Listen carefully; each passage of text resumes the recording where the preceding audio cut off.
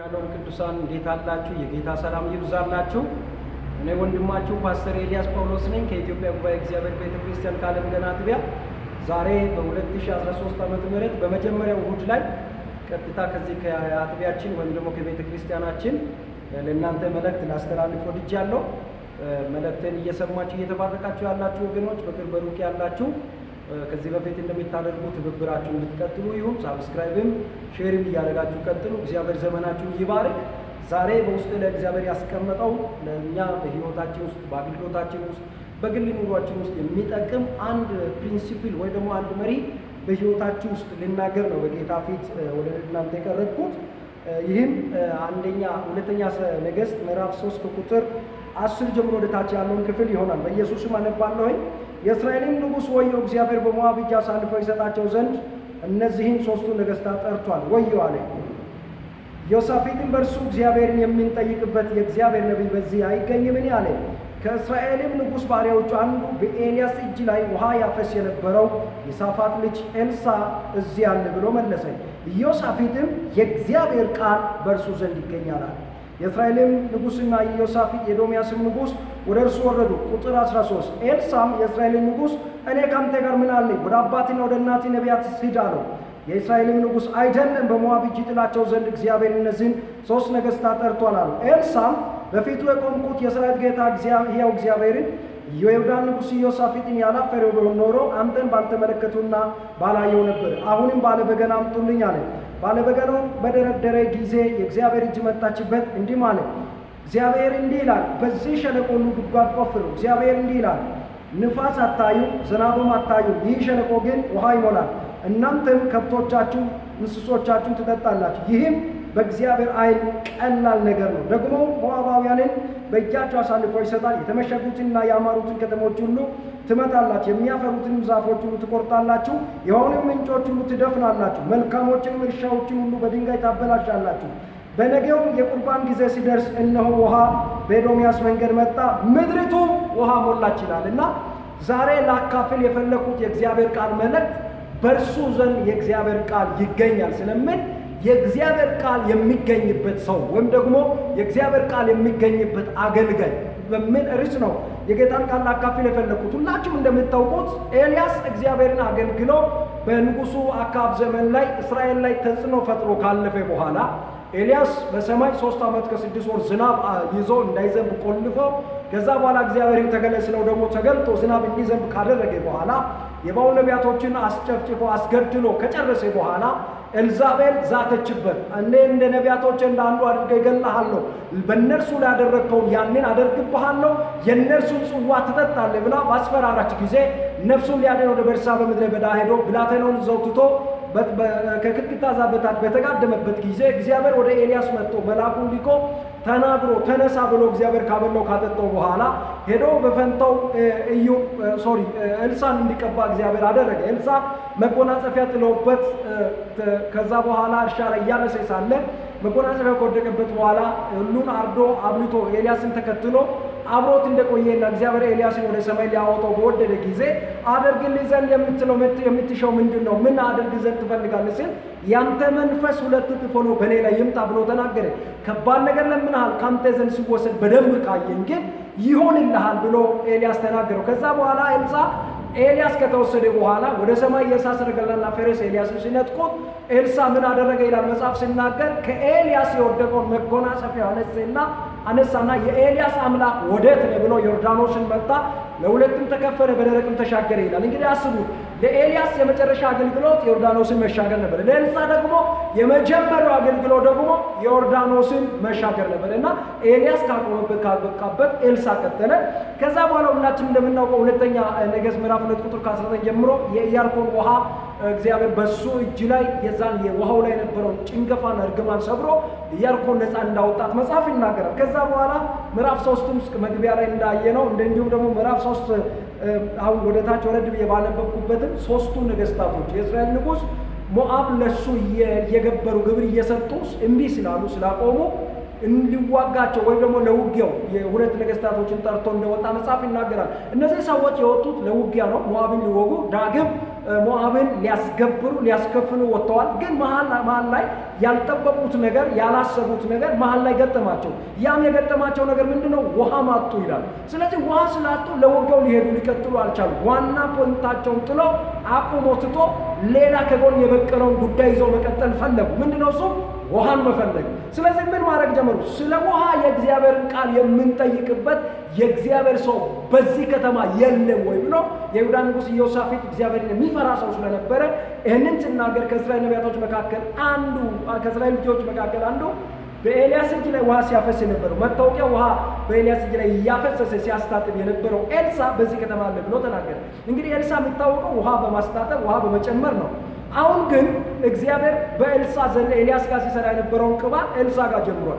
ኤልሳ ዘንድ ቃል ይገኛል፣ ኤልሳ ዘንድ መፍትሄ ይገኛልና አዎ በእርሱ ዘንድ ቃል ይገኛል ብሎ ተያይዞ ሶስቱም ነገስታቶች ወደ ኤልሳ ወረዱ ይላል። ኤልሳ ነገስታቶች ጋር አይደለም፣ ነገስታቶች ወደ እርሱ ወረዱ ይላል። የሚገርም ነገር ነው። ከዛ በኋላ ኢዮሳፍጥ ክርስቲያኑ አክብሮታል። ኤልሳ ግን በኤልዛቤል ልጅ በነበረው በኢዮራም ላይ ተናገረ። ለምን መጣ ወደ እኔ አለ። ወደ እናትና አባቴ ነቢያቶች ለምን አልሄድክም? ለምንድን ነው እኔ ጋር መምጣት ያስፈልገው ስል አይ እግዚአብሔር በሞዓብ እጅ ሊጥለን ጠርቷል ብሎ ስል ኢዮሳፍጥን ያላፈረው ኖር አንተን ባልተመለከትኩ ነበር።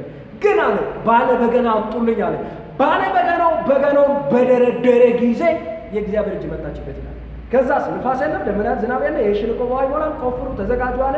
ሞዓብን በእጃችሁ አሳልፎ ይሰጣል አለ። እንዳለው እውነትም እግዚአብሔር ያለ ንፋስ ያለ ዝናብ ያለ ምንም ያለ ደመና እግዚአብሔር በኤዶምያስ ምድረ በዳ በኩል ውሃውን አምጥቶ ያንን የቆፈሩትን ጉድጓድ እንደሞላ እንዲሁም ደግሞ ሞዓብንም በእጃቸው አሳልፎ እንደሰጠ መጽሐፍ ይናገራል። ምንድነው ዛሬ ልናገር የፈለኩት ለምትሉ የእግዚአብሔር ቃል የሚገኝበት ሰው ምን ይሆናል? እንዴት ነው የሚሆነው? ምን አይነት ሰው ነው? በሕይወቱ ምንድን ነው የሚሆነው የሚለው አንደኛ የእግዚአብሔር ቃል የሚገኝበትን ሰው ተራ ሰው ተራ ትውልድ ሳይሆን ነገስታቶች ይፈልጉታል። ቃል በእናንተ ዘንድ ከተገኘ ቃል በአንተ ዘንድ ከተገኘ 2013 ላይ ዝም ብለህ ግርግር ከምትፈጥር ቃል ይገኝብህ። እግዚአብሔር ቃሉ በአንተ ላይ ያርግ። ቃል የሚገኝብህ አገልጋይ ያርግ። ነገስታቶች አንተን እየፈለጉ ይመጣሉ። የእግዚአብሔር ቃል የሚገኝበት የእግዚአብሔር ቃል ያለበት የእግዚአብሔር ቃል በሕይወቱ ላይ የሚሰራበት ሰዎች ፈልጎ በችግር ጊዜ በመከራ ጊዜ መጥቶ በእርሱ በኩል የሚነገረውን የእግዚአብሔርን ቃል የሚያገኙበት ሰው ተራ ሰው አይደለም የሚፈልጉ ነገስታቶች፣ ታላላቆች ባይዘዋይ ለነገስታቶችም ለታላላቆች መፍትሄ የታጣበት አቅም ያጡበት ግራ የገባቸው ጉዳይ የሚፈታው አንድና በአንድ ነው፣ በእግዚአብሔር ቃል ነው። ስለዚህ ቃል ይገኝባችሁ ወገኖቼ። ይህንን መልእክት የሚሰሙ በቅርብ በሩቅ ያላችሁ በአሜሪካን ሀገር፣ በአውሮፓ፣ በአፍሪካ ሀገራት ውስጥ ያሉ በተለያየ ሀገራት ውስጥ ያላችሁ ዛሬ ሊባርካችሁ የእግዚአብሔር ቃል ይገኝባችሁ።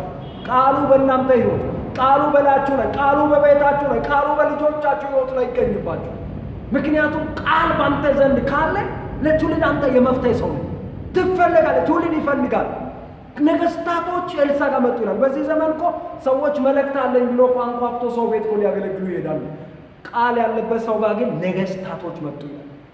2013 ታላላቆች ወደ አንተ እንዲመጡ ከፈለግ ቃል ይዘህ ተቀመጥ፣ ቃል ሞልተህ ተቀመጥ። ለማን ይናገራለሁ ማን ይሰማኛል አትበል። ሊፈነዳ ነው አትበል፣ አትፈነዳም። ቃል ካለብህ ነገስታቶች ታላላቆች ፈልገው ይመጣል። ሁለተኛ የእግዚአብሔር ቃል የሚገኝበት ሰው ምን ይሆናል ካላችሁ ሁሉ ጊዜ ለእግዚአብሔር ሕዝብ ወይ ደግሞ ለሰዎች የሚሆን የመፍትሄ መንገድ ያውቃል። ይሄ ሰው ቃል ስላለበት ዘሎ ነው እንትን ለውሃው ላይ አይደለም ይወርደው፣ ባለ በገና አምጡልኛል። ከየት እንደሚጀምር ያውቃል፣ ከየት መጀመር እንዳለበት ያውቃል። ባይዛው እኮ ቃል የሌለባቸው ሰዎች ናቸው እኮ ምድርን እያመሱ ያሉት። በጣም እሳት ራሳቸውን አድርጎ በጣም የሚገርም ፕሮፌት አድርጎ ከሰማይ እንደወረዱ አድርጎ የእግዚአብሔርን ቃል ግን አቅልሎ ከአሮጌ ሊናገር ወይስ ከአዲስ የሚሉ ይሄንን ቃል አሮጌ አድርጎ ራሳቸው አዲስ የሚሆኑ ቃል የሌላቸው ደረቆች አሉ። እነዚህ አይነቶች 2013 ማንም አይሰማቸው። እኔም አልሰማም፣ አንተም አትሰማም፣ አንቺም አትሰማም፣ እናንተም አትሰማም። ምክንያቱም ቃል የሌለበት ዝም ብሎ ራሱን አዲስ አድርጎ ቃሉን አሮጌ የሚያደርግ ሰው ጋር ምን አስገድ ያንተ የሚያስፈልገው እኮ ይህንን ቃል እውነቱን ተናግሮ እኮ ትውልድን እኮ ነፃ የሚያወጣ ሰው ነው የሚያስፈልገው። የእግዚአብሔር እውነት እኮ ይሄ 6 መጽሐፍ ውስጥ ያለው ቃል መቼ ተሰብኮ ተነግሮ አለቀ? መቼ ይህንን እውነት ኖረን ጨረሰን? መቼ አውቀነው ጨረሰን? ብዙዎቻችን እኮ እንዲሁ ቃሉን እኮ በትክክል እኮ አናነብም እኮ ከመሀል እኮ ነው ግንጥል አድርገን የሆነ ስፍራ የምናወጣው። አንድ ሰው አሉ አንዴ እንደዚህ እንዲሁ የማጂክ በሚባል ሲስተም ግንጥል አድርጎ እንደዚህ ክፍ ሲከፍት ይሁዳ ታንቆ ሞት የሚል ወጣ አለ። አሁንም በኢየሱስም ብሎ እንደገና ደግሞ ምን አይነት ጉድ ነው ብሎ ዘጋን። አሁንም ሲከፍት አንተም ይህንን አድርግ የሚል ወጣ አሉ። በኢየሱስ ምንድነው ዛሬ ጉድ ብሎ እንደገና አሁንም ደግሞ ሲያወጣ ስለምን ትዘገያለህ የሚል ወጣና ታንቀ እንዲሞት እግዚአብሔር ፈልጓል ብሎ ታንቆ ሞቷል አሉ። ምን ማለት ነው? ቃል የሌለው ሰው እንዲህ ነው። ዝም ብሎ ከመሃል ላይ ነው ከእንትን የእግዚአብሔር ቃል ይገኝባችሁ። እውነት ነው የምላችሁ ሊባርካችሁ ዛሬ በዚህ እሑድ ቀን ላይ እኔ ወንድማችሁ በፊታችሁ ቆሜ ቃል ይገኝብሽ። ከዛስ የእግዚአብሔር ቃል የሚገኝበት ይሄ ሰው ከየት እንደሚጀምር ይወቅ። ባለ በገና አምጡልኛል፣ ባለ በገናው ይምጣል። መጣ፣ ደረደረ። ሶስተኛ ቃል ባለበት ሰው ላይ የእግዚአብሔር እጅ መጣች። በእኛ የሚገርም እኮ እጁ ሸካይ ነው። ክብሩ ፕሬዘንሱ ኃይሉ መጣበት። የእግዚአብሔር ክብር ወደቀበት። ሰውየው ክብሩ ሲመጣበት የእግዚአብሔር እጅ በላዩ ላይ ሲመጣ ትንቢት መናገር ጀመረ። ባይዛው ትንቢቱ ለጊዜ የሚጀምረው ግል ስሜቱን አነቃቅቶ ለሰው የሚመኘው ምኞቱን መግለጽ ሳይሆን የእግዚአብሔር እጅ መጥቶበት ነው ትንቢት የሚነገረው። አንዳንድ ሰዎች ሊናገርብኝ ሊተንብይብኝ ከኪሱ ነው እንደሚተነብየው። እሺ ከኪሲ ኮነ አምጣ ስጠኝ፣ ከኪሲ ብር ስጠኝ። ትንቢት ግን ከእግዚአብሔር ቃል ውስጥ ተናገረ። ምን አይነት ጉድ ነው? ምን አይነት ዘመን ላይ ነው ያለነው? በቃ እንዲሁ ራሱ እኮ እንደሚያመጣው አድርጎ ወዳጄ ትንቢት የሚመጣው ይሄ ቃል ካለ ነው። ቃል መጀመሪያ ይኑሪ፣ ሲቀጥል እጅ ይምጣብህ፣ ከዛ ትንቢቱን ልቀቅብህ። እኔ እኮ ሕፃን ልጄ እኮ ትንሹ ልጄ እኮ ተናግረውኝ ያውቃል። ትንቢት በሕይወቴ ላይ ሆኖ አይቼ ያውቃል።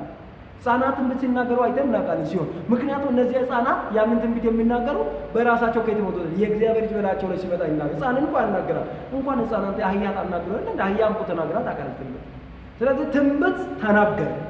ትንቢት ደግሞ የሚፈልቀው የሚመጣው ከእግዚአብሔር ቃል ውስጥ ነው። እጁ ሲመጣ ነው ሰው ትንቢት የሚናገር። ከዛስ ምን አለ? ንፋስ የለም አለ። ከንፋስ ጋር ያለው እምነታቸውን አቁሟል። ባይዘዋይ ሁሉ ጊዜ ቃል ያለው ሰው ከሳምቲንግ ጋር አይደለም ሰው የሚያጣብቀው፣ ከቃል ጋር ነው የሚያጣብቀው። ከንፋስ ከደመና ውሃ ሊሰጡ ከሚችሉ ውሃ ሊያስገኙ ከሚችሉ ነገሮች ጋር ሳይሆን ከነዚያ ነገሮች አላቆ አሁን ግን እያወራ ያለው ምንድነው? ንፋስን ደመናም ዝናቡም ሳይኖር ይህ ሸለቆ ይሞላል። ስለዚህ ስራ ጀምሯል። የሶስቱም ነገስታቶች ምንም ስራ ሳይሰሩ ዙፋን ላይ ተቀምጠው የቆዩ ናቸው። ከነባሪዎቻቸው ጋር ጉድጓድ መቆፈር ጀምሯል። ስራ ጀምሩ ውረዱና ጀምሯል። አስቆፈራቸው ለጉድ። ከዛስ ይህ ሸለቆ በውሃ ይሞላል። ይህም በእግዚአብሔር ቀላል ሲምፕል ነው። this is easy አለ። እግዚአብሔር ይመስገን። ከዘመናችሁን ይባርክ። ከዛስ በመጨረሻ ደረጃ ላይ እግዚአብሔር ቃል ምን ይላል? ውሃው መጣ ይላል። ያም የእግዚአብሔር ቃል እንደተፈጸመ ይናገራል። ስለዚህ እግዚአብሔር ቃል ይገኝባችሁ። እግዚአብሔር ይባርካችሁ። ሻሎም ብያለሁ። ይቀጥላል። ተባረኩልኝ። ይወዳችኋል።